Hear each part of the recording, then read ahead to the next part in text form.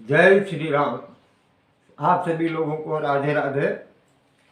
कल हमने आपको पुरुषोत्तम मास महात्म का पहला अध्याय श्रवण कराया था और आज पुरुषोत्तम मास महात्म का दूसरा अध्याय प्रारंभ करने जा रहे हैं।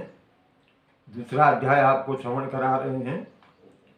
आप सभी लोगों से प्रार्थना है कि लक्ष्यदार भाषणों, लक्ष्यदार प्रवचनों में न जाकर के आप ध्यानपूर्वक महात्म को सुने, श्रवण करें और अपना कल्याण करें।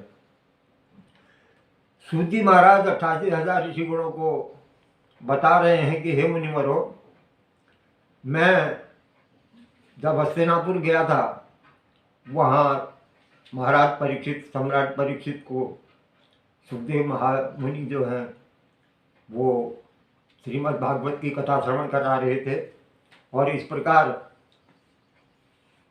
सम्राट परीक्षित की जो है मुक्ति हो गई। लेकिन आज के समय में तमाम प्रवचनों के द्वारा, तमाम कथाओं के द्वारा भी मनुष्य का कल्याण नहीं हो पा रहा है।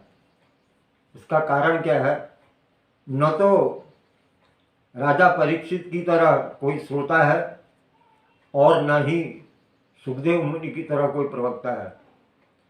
ये हमारे समाज में आजकल जो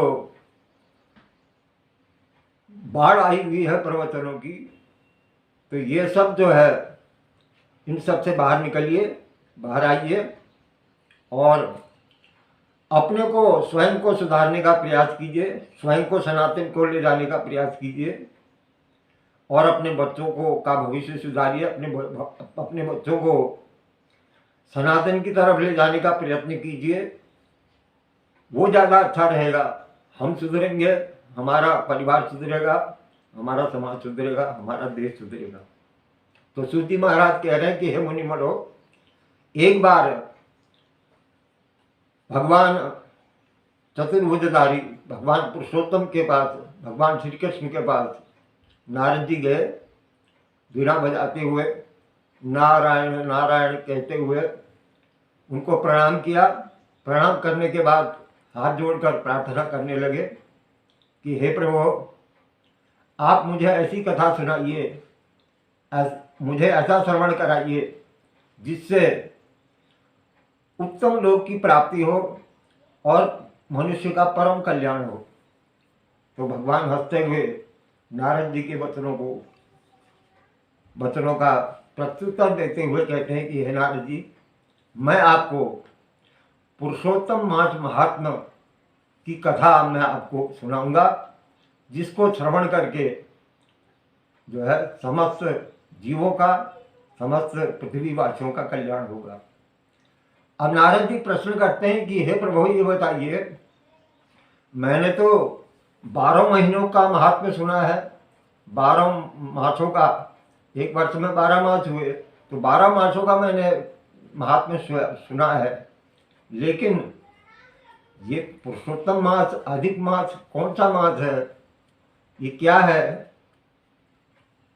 तो इसके बारे में मैं जानना चाहता हूँ।